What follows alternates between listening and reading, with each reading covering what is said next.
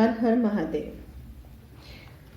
आज हम शिव पुराण का 17वां अध्याय शुरू करने जा रहे हैं, जिसमें गुण निधि की मृत्यु हो जाती है एवं शिवपुरी गमन कथा। तो चलिए कथा शुरू करते हैं। ब्रह्मा जी ने कहा, हे नारद, जब गुण निधि ने यह बात सुनी तब वह बहुत ही चिंतायुक्त होकर अपने को बहुत ही भाग्यहीन समझने लगा।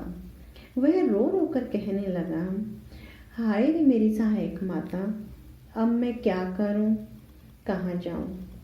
इस समय मुझे कुछ भी समझ में नहीं आ रहा। मुझे धिक्कार है। गुण निधि यह कहकर पिता के भय से भयभीत होकर रोता हुआ घर से भाग गया और कुछ समय बाद ही वह रास्ते में परिश्रम से थक कर तथा शोक सागर में डूबकर हाय करता हुआ रोने लगा। और रोते हुए वह कहता है कि हे मेरी माता, अब मैं क्या करूं, कहाँ जाऊं? मुझे तो कुछ भी समझ में नहीं आ रहा। मैं विद्या से भी हीन हूँ, जो मुझे इस समय पर लाभदायक होते। मैंने धन का संग्रह भी तो नहीं किया, जिससे विद्वान एवं बुद्धिमान लोग सुख से जीवन व्यतीत करते हैं। तो अब तो मैं भिक्षा मांगने के योग्य भी नहीं रहा। प्रातः काल जब मैं सोकर उठता था तब मेरी माँ मुझे बड़े ही प्यार से भोजन देती थी, परंतु जब उस माता को मैं कहाँ पाऊँ, क्या करूँ और कहाँ जाऊँ?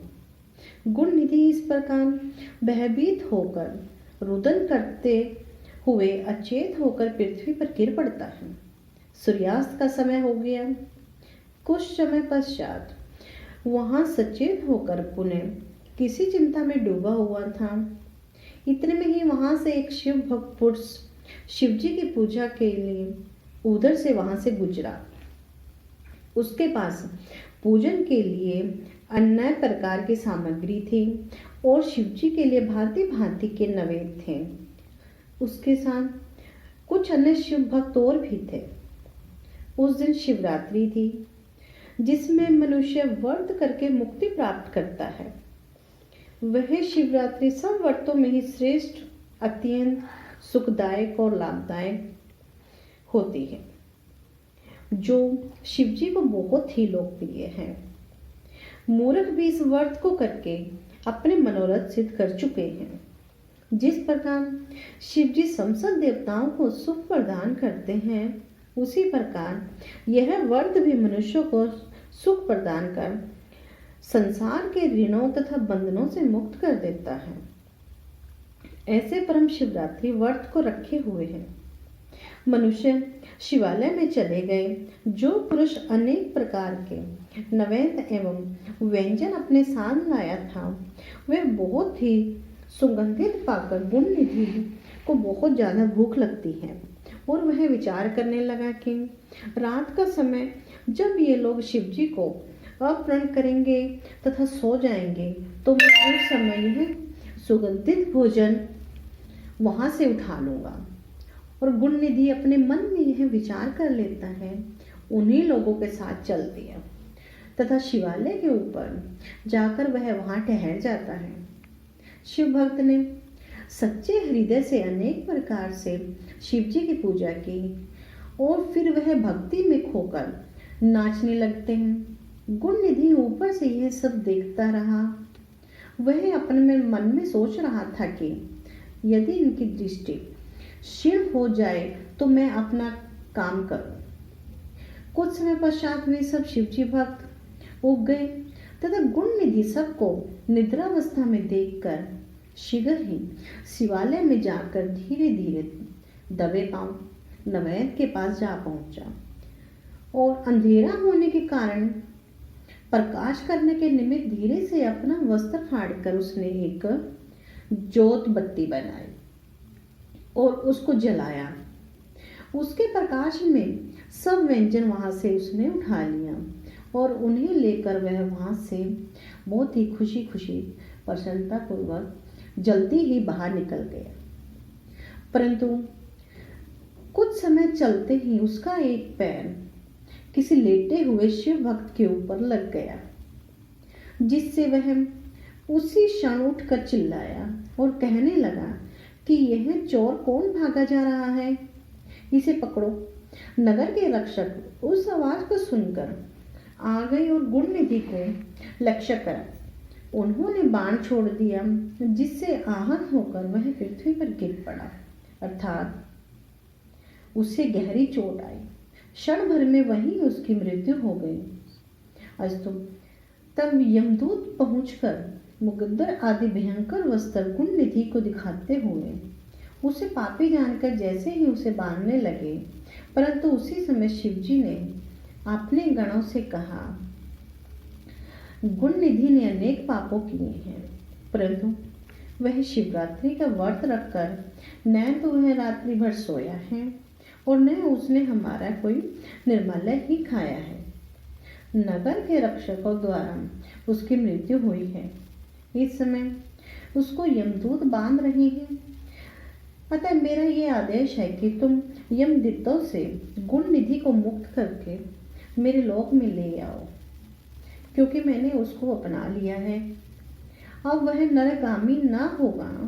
मुझको शिवरात्रि व्रत अत्यंत प्रिय है। गुणनिधि कलंगी देश का राजा होकर मेरा बहुत ही परम भक्त होगा। शिवजी के आदेशानुसार उनके गण गुणनिधि के पास जा पहुंचते हैं और उनके हाथों में त्रिशूल थे। यमराज के गण उन्हें देखकर वहां पर बहुत ही भयभीत हो गए।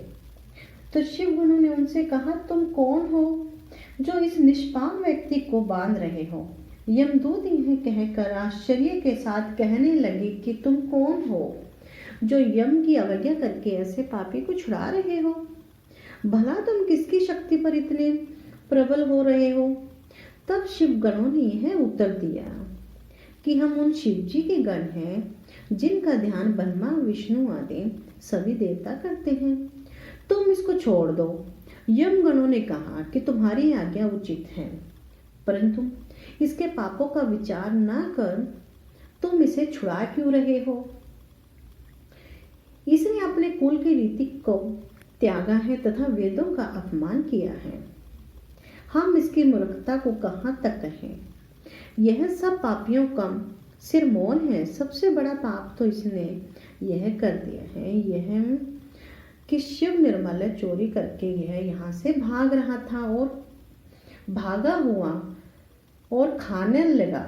यह तो तुम भी देखोगे कि तुम यह भी भली भांति जानते होगे कि जो शिव निर्माल्य ग्रहण करता है उसको ऊपर से लांग जाता है अथवा किसी को देता है तो वह नरकगामी होता है।